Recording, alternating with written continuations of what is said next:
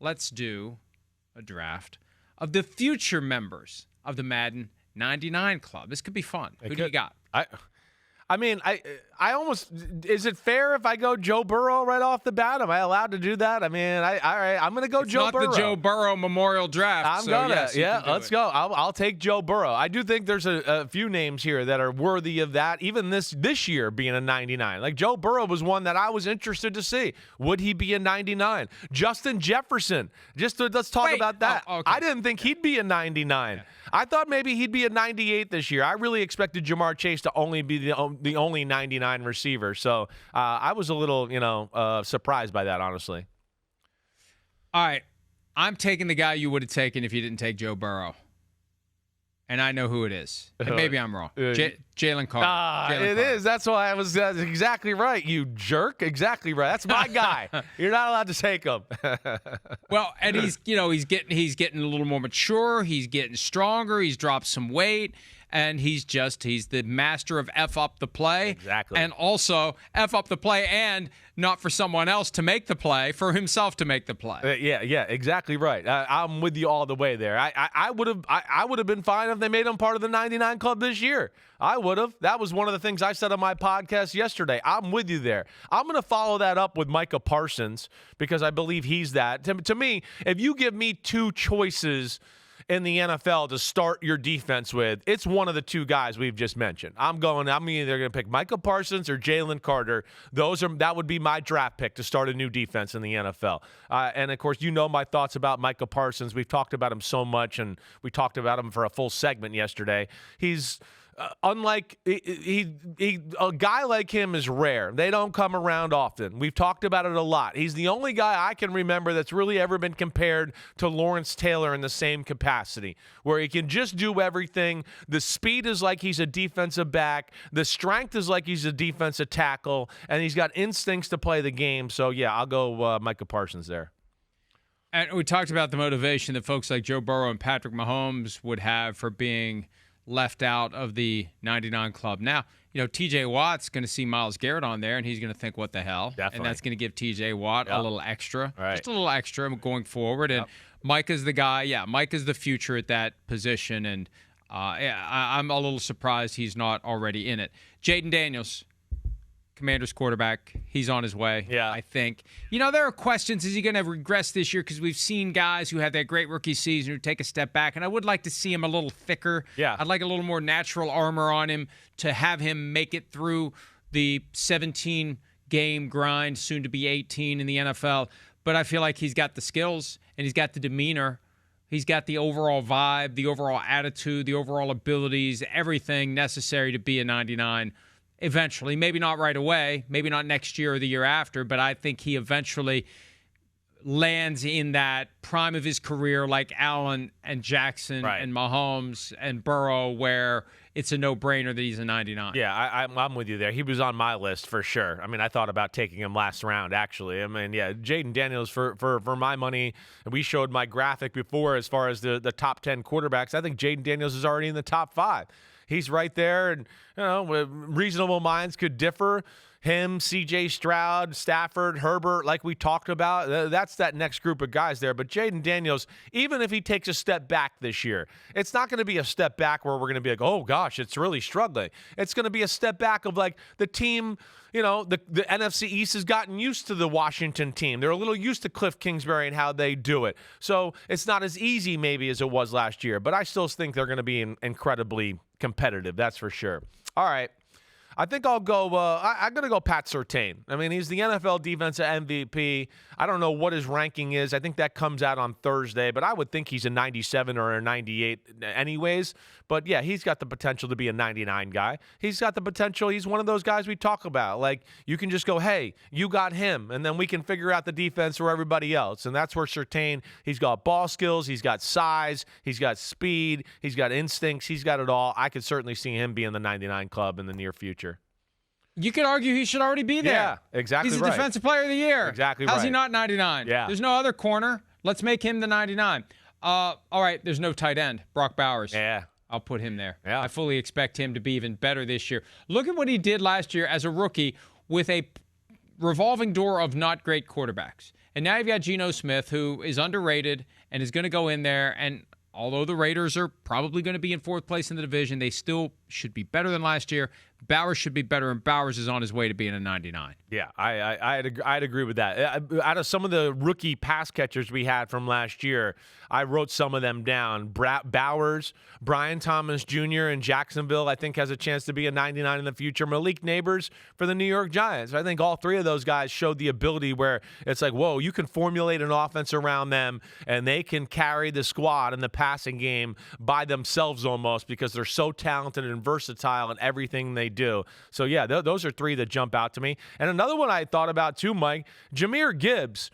Jahmyr Gibbs, if the stars align the right way and he runs for 1,700 yards and has another 800 or 900 yards receiving and all those big plays, I mean, he's got the type of talent and physical ability like a Saquon Barkley where you just go anytime, anywhere. It could be 7 points when he touches the ball. He's that special.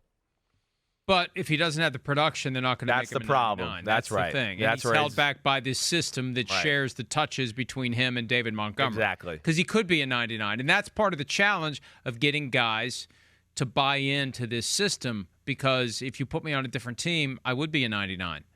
Because I would have all the opportunities that a Saquon Barkley got in Philadelphia last year and undoubtedly will be getting this year. Any others? Like Jordan Mailata, I said this on my pod yesterday. Like the Eagles have a few where I'd go, and that's I think again where we can emphasize the point. The Eagles are so damn good. I think both tackles could be 99s. I know Lane Johnson's in there, right? I mean, they got offensive linemen that are dancing around in the 90s there, just throughout the team there. That jumped out to me. And I think maybe that was about it as far as the ones that were real prevalent in my mind that could be coming about here in the near future. Non-binding won't hold any of this. We're not going to remember it anyway by tomorrow. What about the guys who haven't played yet? Are there any rookies? And I know that we have no idea what they're going to do. Are there any rookies that you would look at and say, that guy's got a chance to be a 99? Well, Cam Ward, right? Cam Ward's one Agreed. that I certainly would do that. Our Travis Hunter, I mean, he could be that kind of guy going in the future. Abdul Carter, I mean, the top three picks, Abdul Carter could be. We compared him to Michael Parsons all through the draft process. He's got that type. I mean, man, there's a few here. Ashton Genty, if he becomes what you think he might be, and this superstar that we saw in college football, I think those are all guys. And then you got to wonder if one of these pass rushers that other than Abdul Carter, can they step up and be that type of guy? Because we saw 5-6 pass rushers in the first round, but yeah, I think those are the ones at least that jump out to me, Mike. Tyler Warren, Colston Loveland, can they be that like a Brock Bowers? Yep. Right. So this is a class that does have some. Seems like it's got a chance to have some difference makers. Hey, Omarion Hampton, the running back, exactly. The Chargers. We talked about this yesterday with Najee Harris still out due to a superficial eye injury that has kept him from practicing to date in training camp. Hampton's the guy. And that's the difference between Jahmyr Gibbs not 99 and Jahmyr Gibbs 99 if he's on a team where he's getting all the reps. That's Jahmyr right. Gibbs was the only guy right now, along with Najee Harris and the Chargers. He'd be on track to being a 99 as soon as this year. So Hampton could come out and take the league by storm, especially when you've got Justin Herbert there as your quarterback. So we'll just find out. That's part of the fun of bringing these new guys into the NFL. We just kind of sit and wait, and who knows which guys are going to become the stars. The guys we're talking about from week 1 all the way through week 18, the Jaden Daniels of 2025, the Brock Bowers of 2025, Malik Neighbors. And you mentioned Neighbors. Let me just say this. I really do worry about his body holding up. I hear you. He's got some toe problem that they're not sure. Is he going to need surgery at some point? He had concussion, at least one last year that knocked him out for several games. May have had more than one. I can't keep all that straight. But he as you said, he plays with a level of intensity all the time.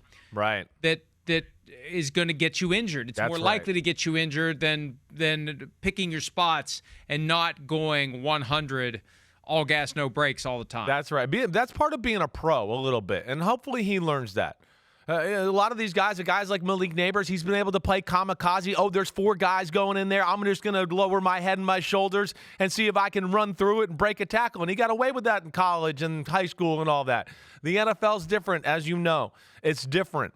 And you do have to save yourself. At times, you have to go, wait, I love pedal to the metal. You know I love those type of guys. But every now and then, you just got to take the foot off the gas and go, I don't need to go put my head down and take a hit from Jalen Carter, Cooper DeJean, Chauncey Gardner-Johnson, and let them all just tee off at me at once. You know what? I'll just get down, get low, and get to the ground. And, yeah, they hit me a little, but they don't get flush hits on me. I think those are kind of the things he's got to learn a little bit because, yeah, he's just go, go, go. And he plays a physical brand of football for a wide receiver that I worry about too, Mike. I'm with you there.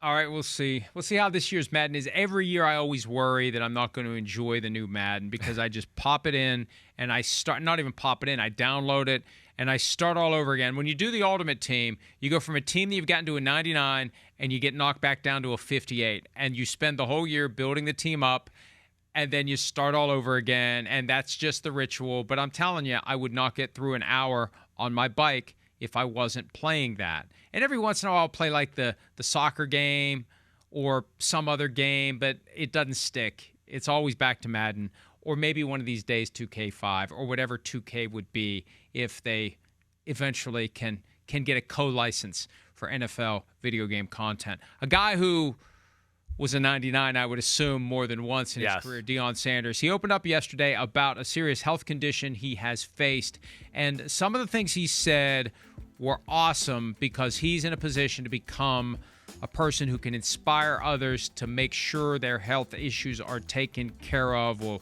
talk about that next on this Tuesday edition of PFT Live. Hi, it's Mike Florio. Thanks for watching PFT on YouTube. Hit subscribe for the latest news and analysis from Pro Football Talk.